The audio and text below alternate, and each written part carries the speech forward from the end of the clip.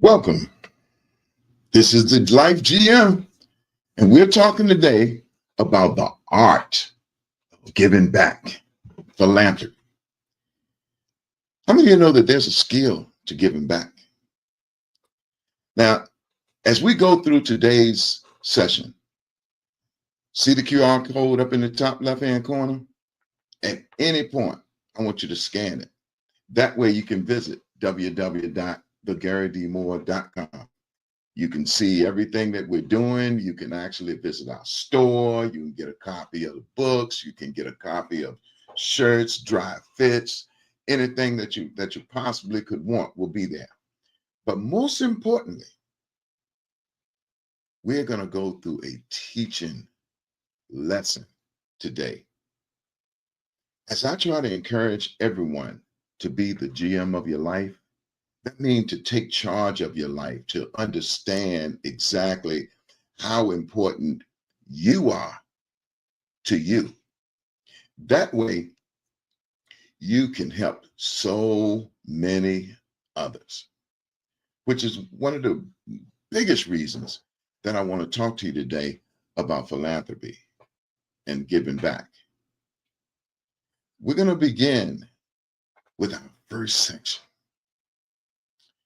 First section is we want to recognize a need and respond to that need. You have to have a need in some way, form, or fashion going on in your life. Something that's important to you, something that is important to your community. And I want you to be able to reflect on that need. You know, just as you see written here, great movements often begin when one person sees a need and refuses to walk away. Back in 1997, early part of 98, I not only saw a need and refused to look away, but I was looking to start my own business. But before I felt that it was important for me to create generational wealth and to try to raise funding, I felt it was important for me to help to address some of the needs that meant a whole lot to me that was going on at the time in our community. There were so many of them, but I just focused on 3. And my immediate focus was to figure out a way to help Pooh Johnson and the Boys and Girls Club stay open. Because the Boys and Girls Club represented a safe haven for so many of our kids. And it was very, very important that not only that I knew and my friends knew, it was important that we let as many people as possible from the business community know the needs. And not only to know the needs, but to figure out a way for them to help us resolve the financial issues and the financial burdens that we were facing at the club at the time. Pooh Johnson was the director at the time, and he was right there in our neighborhood. And that Boys and Girls Club touched so many lives. We were coaching out in Aberdeen in football, and we had baseball leagues and all of that. But that Boys and Girls Club was nationwide, and it touched the lives of a vast majority of people. And that's why we felt like that was more important than anything for our start. We had to start there. We had to start there to let people know of the needs. And then something else that was real important cause that I really felt that was important then is preventing gun violence. And we also wanted to recognize AIDS awareness. We wanted to make people aware of AIDS and HIV education. Because even before the great Magic Johnson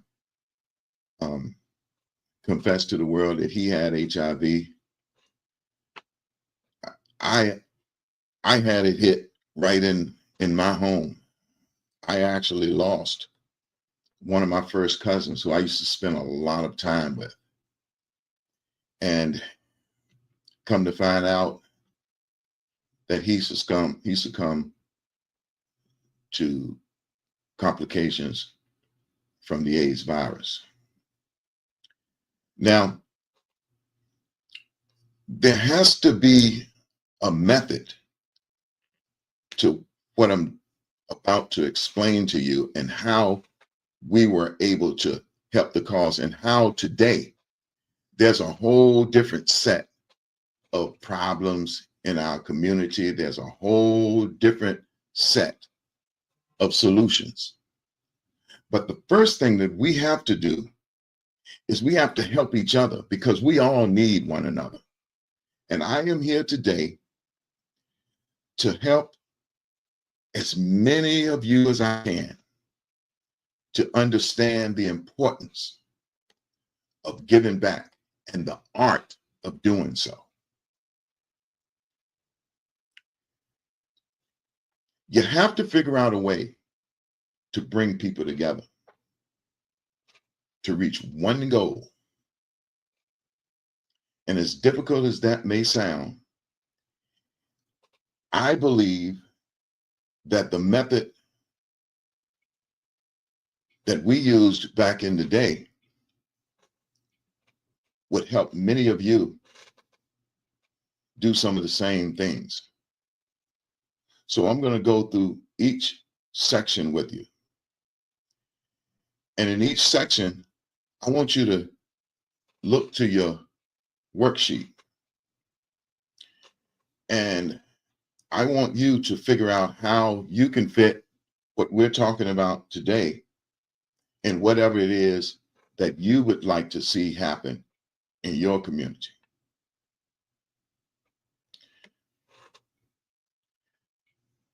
I wonder if you could visualize this. A simple game of slow pitch softball.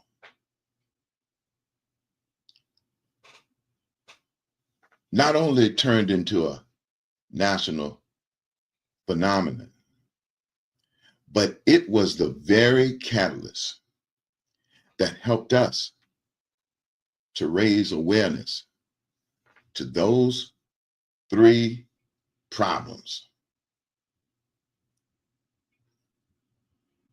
that we were looking at back in those days. I'm just an ordinary guy, just like many of you. But how many of you know that it takes ordinary people to help produce extraordinary results?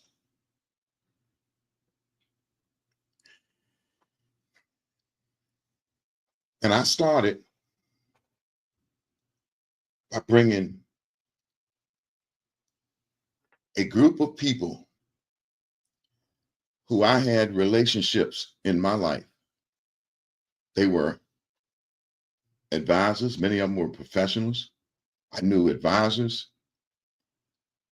I had many associates, people who I worked with, people who I played softball with, you know, people who I went to school with at some day. And I found a very good and select group. And I brought us all together. And we used to have meetings. I like to call it was the steering committee for what ended up being the classic. And just like in any set of relational intelligence, you have advisors that walk into your life at some point, you have associates, you have assignments, and you have friends. And all of us work together to put a game plan together to see if we could raise the awareness of the needs of our local Boys and Girls Club to keep that club open. And what started as a simple game of softball, it led to us being able to make a $50,000 donation to, in fact, keep the doors open to that Boys and Girls Club and spread it across Southampton roads to a club over there.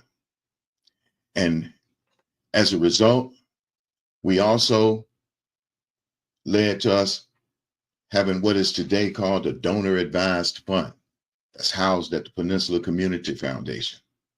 And it is still to this day helping people in the community to put together very rock solid programs. And some people have football programs, and some people have baseball programs that have been able to benefit from this fund. And in addition, we were able to help to start an endowed scholarship program. Endowments, they never die. The money is always there, and it gets to a point where it needs to grow, and it continues to grow. And to this very day, we have 2 select historically Black colleges and universities who are able to help young people to go to school. Now, this started back in 1995, 90, 96, 97, somewhere in that neighborhood. But it's now 2025. So that's a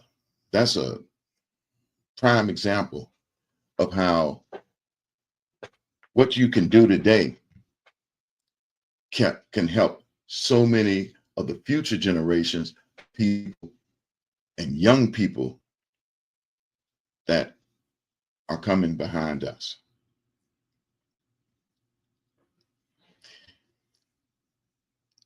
Let me tell you how you can do that. First, you have to recognize your cause. Find a cause that you're passionate about. And then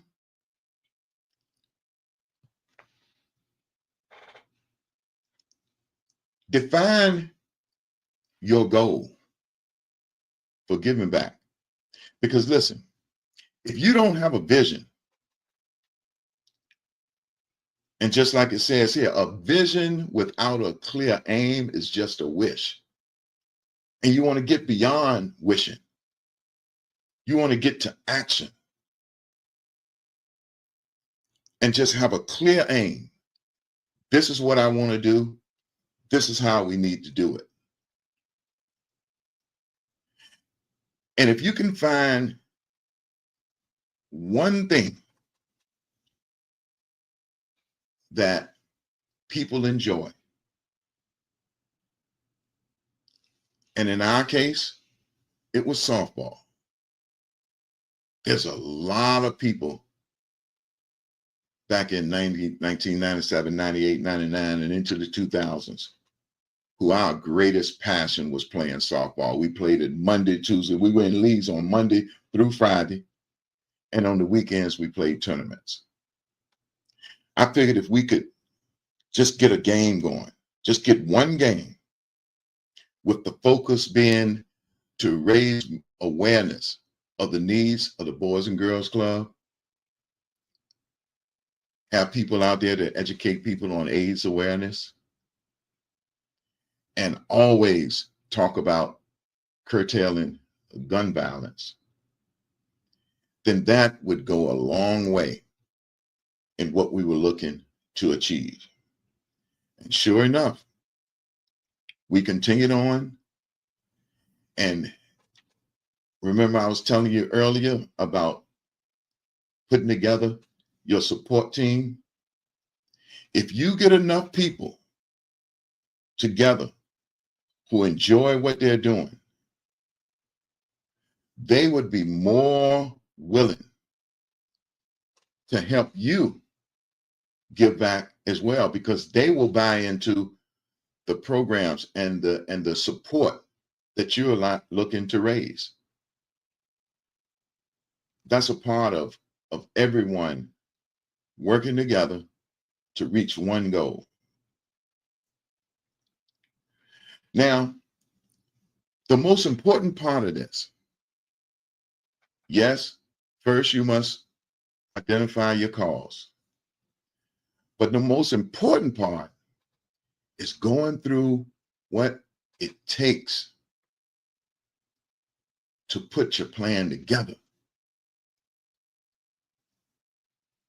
You have to go to your city government, find out what it takes to get a special event permit. Do whatever you need to do. Don't look at it as a hindrance. Look at it as a requirement. Get your special event permit. Make sure that any of the limitations that you need for an insurance certificate, because you can't have people out in the public playing ball or doing anything else without a certificate of insurance. And each city government has certain requirements that you must meet in order to protect those who are coming out to help you and to pay and to see the games that are going on. And then make sure that you have all of your health and safety requirements. If you're going to have food, you have to have health permits. Back when we started doing what we were doing, man, we had the health department out at the events from which we held and made sure that every food vendor that we used had its proper health permit and its credentials. You can't look at it as an obstacle. You have to look at it as a requirement. And those things that you have to do, you must do. And we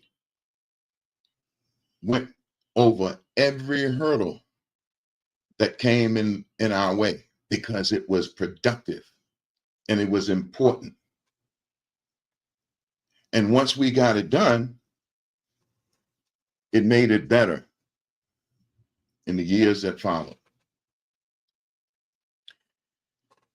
One of the most important things that we had as far as permits were concerned, we had to make sure, first you have to make sure you have your business license. You have to make sure, if you're a not-for-profit, you have to make sure that you have your 501c3. Have all of that in place. Because without it, people can't get a proper deduction for the donations. And you want to have as many of your local and state run companies in support of what it is that you were doing. So with that being said, understand your process. Go through the process that you have to do. Get all of your permits. Don't accept no from anyone. Just say that you'll never give up, because whatever you need, you go and get it, because you believe that strongly in the cause that you're there to support. And with that being said, as we got going, man, we just had one slow pitch softball game. And it was one of the best days I can remember back then that we had had.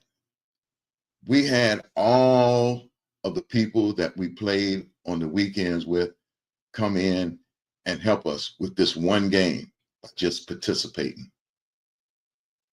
And by bringing all those people together, all of us coming together, it helped us because they bought into our needs. And as we continued to have it, it just continued to grow each and every day. And I'm telling you that you can do the very same thing. And that's what I'm telling you. But the first step is those first 7 days after you decide what it is that you are going to do. Call a friend. Talk to them about what it is that you're trying to do. Reach out to local businesses. See who, if it came down to it, would you be willing to sponsor such an event? Do all your research, find all of the permits that you need, and get them, because it's just that important. A dream becomes real the moment that you take the first step, and that is the first step, making everything legal in the process. And in closing, here's my inspiration to you. Giving back is not reserved for the wealthy or the famous. It's for anyone willing to take the first step toward change. And that's what we have to do as individuals. That's what we have to do as the GM of our lives, taking control of our lives and doing things the right way, for the right reasons, for the right causes. I want to leave you with a challenge. And I do want you to work on your worksheet, because in each and every section, I want you to be able to name a cause that's near and dear to you. Put together people who you think would be very, very good to have on your team. You need advisors. Advisors are people, are professionals that can give you professional advice. You can have your associates, because you know your associates who you work with every day, who you go to school with every day. They'll have the time to listen to you and understand what it is that you're trying to do. Have people who you're assigned to. You may be assigned to coaching the team, or speaking to a self-empowerment group, or mentoring a young person. Talk to their parents. You'll never know until you bring people together and let them hear your cause. But my final challenge is this. I want you to finish this sentence for me. Don't have to be today. Don't have to be tomorrow. You don't even have to tell me how to finish it. I want you to tell yourself. I can inspire change by. You fill in the blank. I can inspire change Bye. Thank you for your time. Hey, listen, keep up with the Life GM because I am determined to empower and to encourage each and every one of us, no matter what we're doing in life, to be the general manager, be the GM. And by being the GM, that just means you'll surround yourself with the right people, you'll develop strategies for success, and you will always protect your vision. Visit www.thegarydmoore.com or scan the QR code that you see and listen for our next session, because we have at least 2 more free sessions that will teach empowerment, just from simple things that we all can do and that we do each and every day to make life better for somebody else. Good night.